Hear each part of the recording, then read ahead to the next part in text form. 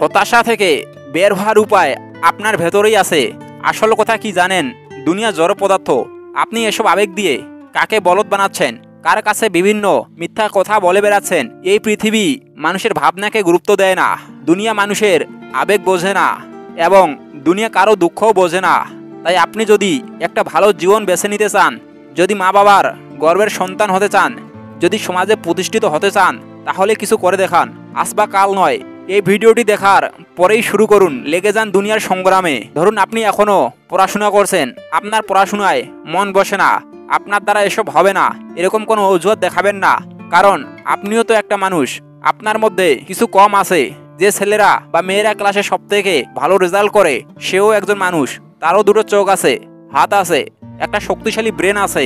আর আপনার মধ্যে পার্থক্য হলো আপনার পড়াশোনায় মন বসে না, কিন্তু তার মন বসে।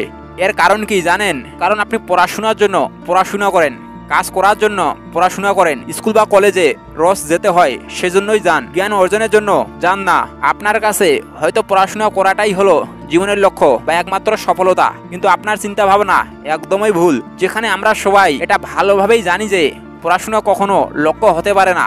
পড়াশোনা হলো লক্ষ্যে পৌঁছানোর একটা রাস্তা বা হাতিয়ার মাত্র। যার পড়াশোনা করতে ভালো লাগে, তার কিছু স্বপ্ন থাকে আর একটা লক্ষ্য থাকে, সে জীবনে কিছু পেতে চায়, আর সে একটা জিনিস ভালোভাবে জানে যে পড়াশোনার মাধ্যমেই সে তার লক্ষ্য পূরণ করতে পারবে, এবং তার জন্যই তার পড়াশোনাতে মন বসে। অবশেষে সে ক্লাসের সেরা ছাত্র হিসেবেও খ্যাতি লাভ করে।